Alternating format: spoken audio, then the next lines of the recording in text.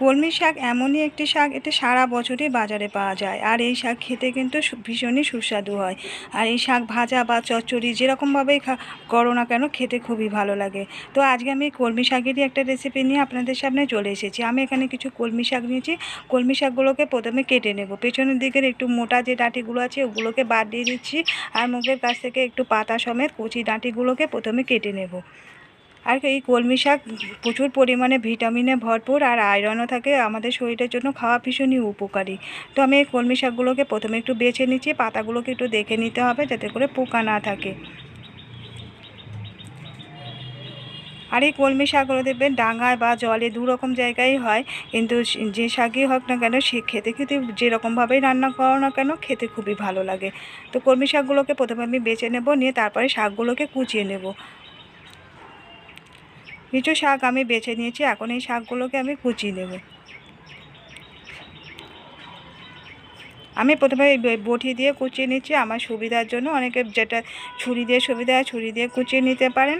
আমি যে বটি দিয়ে একটু ছোটো ছোটো টুকরো করে কুচিয়ে নিচ্ছি। একটা আমি গামলির প্লাস্টিকের গামলি রেখেছি, সেই গামলির মধ্যে রেখে দিচ্ছি শাকগুলোকে কুচিয়ে কুচিয়ে। এগুলোর মধ্যে ধুয়ে নেব। এরকমভাবে প্রথমে সবগুলো শাক আগে কুচিয়ে নিচ্ছি। এই শাকগুলো আমি কুচিয়ে নিয়েছি। এখন শাকগুলোকে পরিষ্কার করে 3-4 বার করে জল পাল্টিয়ে পাল্টিয়ে ধুয়ে নিয়েছি। নিয়ে আমি একটা সিদ্ধ করা থালার মধ্যে রেখে দিয়েছি জলটাকে ঝরানোর জন্য। আর এখানে কিছু চিংড়ি মাছ নিয়েছি। চিংড়ি মাছের মধ্যে দিয়ে দিলাম অল্প একটু নুন আর একটু হলুদের গুঁড়ো আর লঙ্কার গুঁড়ো। নুন, হলুদ আর লঙ্কা গুঁড়ো দিয়ে চিংড়ি মাছটাকে প্রথমে মাখিয়ে নিচ্ছি। এখন গ্যাসে কড়াই বসিয়ে এর মধ্যে দিয়ে দিলাম কিছুটা সর্ষের তেল। তেলটা গরম হয়ে গেছে। এখন এর মধ্যে দিয়ে দিলাম একটা বড় সাইজের পেঁয়াজ কুচানো। পেঁয়াজটাকে প্রথমে একটু ভাজা করে নেব। আর এর মধ্যে দিয়ে দিলাম একটা মিডিয়াম সাইজের আলু। আলুগুলোকে একটু পাতলা পাতলা করে সরু করে কেটেছি। আলুগুলোকে দিয়ে দিলাম, পেঁয়াজের সঙ্গে একটু ভাজা করে নিচ্ছি।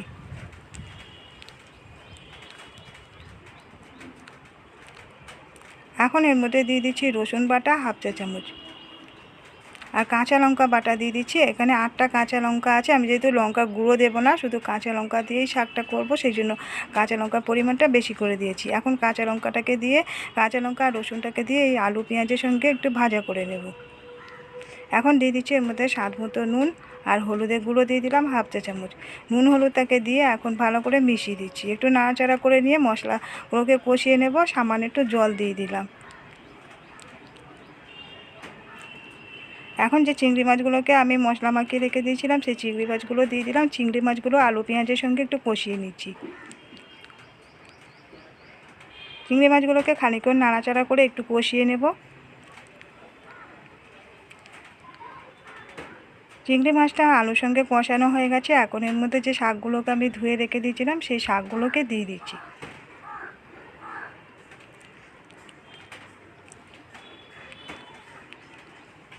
শাকগুলোকে দিয়ে দিচ্ছি আর দিয়ে এখন ঢাকা দিয়ে দেবো। গ্যাসের ফ্লেমটা এই সময় মিডিয়াম টু লোতে রাখা আছে। আমি যেহেতু জল দেবো না, সেহেতু এটা ঢাকা দিয়ে দিয়ে করবো। এই যে ঢাকা দেওয়ার পরে ঘেমে জলটা পড়বে, এতেই শাকটা সিদ্ধ হয়ে যাবে। কিছুক্ষণ বাদে ঢাকাটাকে খুলে একবার নেড়ে দিচ্ছি। নেড়ে দিয়ে আবার এটাকে ঢাকা চাপা দিয়ে দিয়েছিলাম। ফের কিছুক্ষণ পরে ঢাকাটাকে খুলে নিলাম, দিয়ে আরও একবার নেড়ে দিচ্ছি। এভাবে ঢাকা দিয়ে দিয়ে শাকটাকে করব। আবার এটাকে ঢাকা দিয়ে দিলাম। কিছুক্ষণ বাদে ঢাকাটাকে খুলে দিয়েছি। দিয়ে এখন একটু নাড়াচাড়া করে মিশিয়ে দিয়ে আর শাকটাকে নামিয়ে নেব। আলুগুলো সিদ্ধ হয়ে গেছে, শাকটা আমার তৈরি হয়ে গেছে। না, চিংড়ি মাছ দিয়ে তৈরি হয়ে গেল কলমি শাক। আর এই চিংড়ি মাছ দিয়ে কলমি শাকের রেসিপিটা খেতে কিন্তু খুবই ভালো লাগে। এইভাবে করে দেখতে পারেন। তো বন্ধুরা, কেমন লাগলো আজকের রেসিপিটা কমেন্ট করে জানাতে ভুলবেন না। ভালো লাগলে একটা লাইক দিয়ে দেবেন, শেয়ার করে দেবেন, এবার সাবস্ক্রাইব করে রাখার রিকোয়েস্ট করলাম নতুন বন্ধুদের কাছে। পাশে থাকা বেল বাটনটিকে অন করে রাখবেন, যখনই নতুন ভিডিও আপলোড করব নোটিফিকেশান আপনাদের কাছে পৌঁছে যাবে। আজকের মতো বিদায় নিচ্ছি, ফিরে আসছি আবার নতুন কোনো রেসিপি নিয়ে। ততক্ষণ সবাই সুস্থ থাকবেন, ভালো থাকবেন।